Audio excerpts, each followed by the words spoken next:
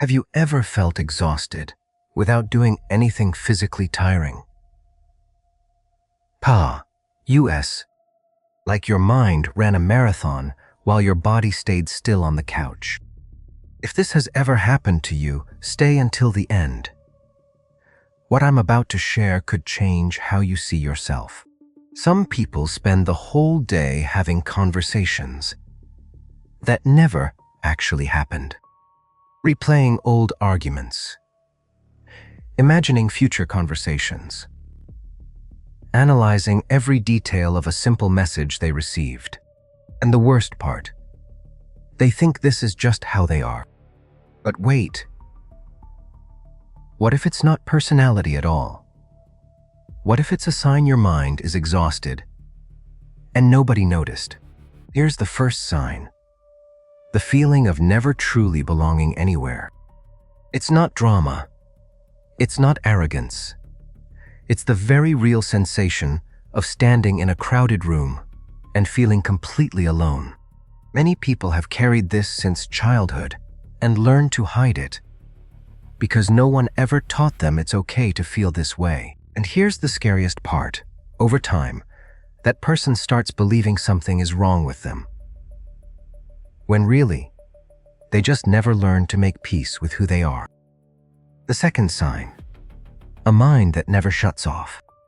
Psychologists call this racing thoughts. It's when your brain keeps processing and processing and processing. And when you're trying to sleep, rest, simply exist. But then you might ask, isn't that just being smart? Not exactly. Thinking more doesn't mean thinking better. Often, it means the mind is trying to control something it can't control. The future, other people's opinions, its own past mistakes.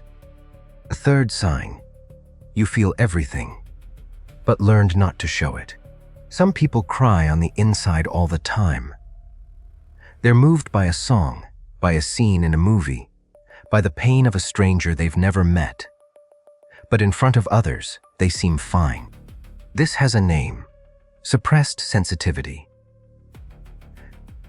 And it comes at a cost, because emotion that isn't processed doesn't disappear. It builds up. The fourth sign, you say, I don't know, more often than you'd like to. And here's something important. This isn't a lack of confidence. Most of the time, it's the opposite.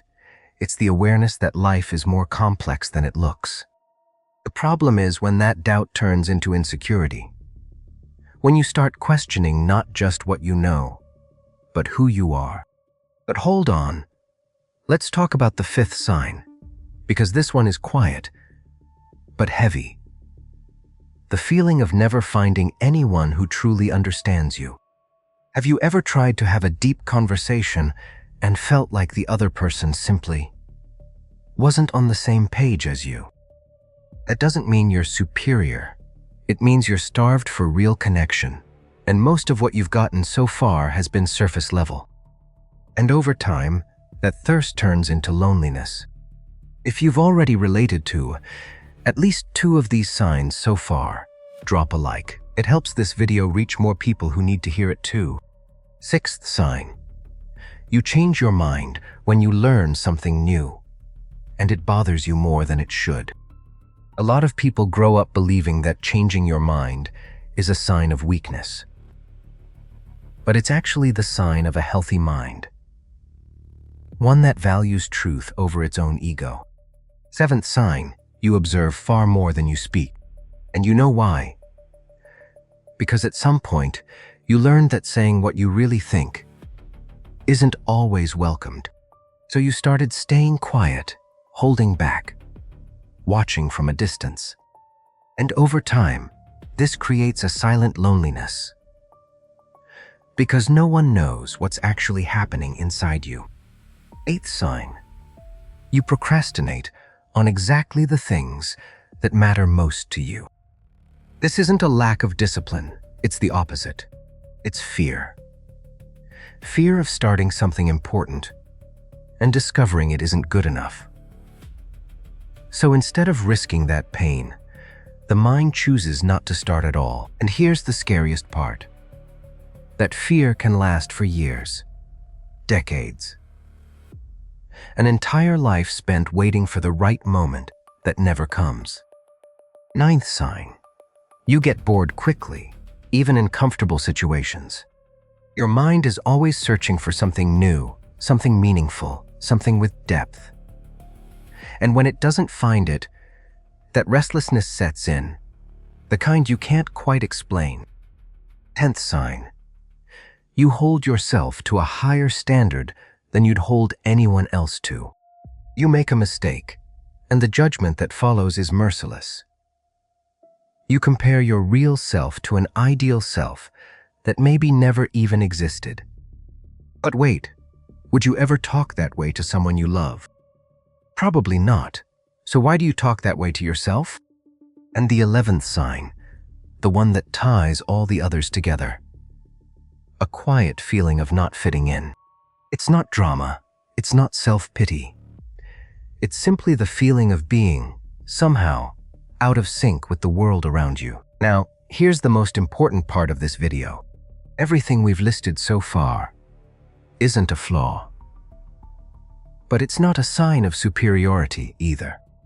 These are signs of a tired mind.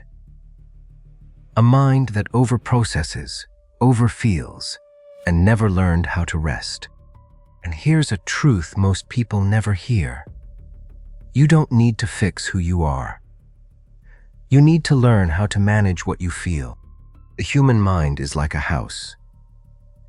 If you don't organize the thoughts that come in, they pile up until they become emotional clutter. Thoughts aren't facts. Thoughts aren't you.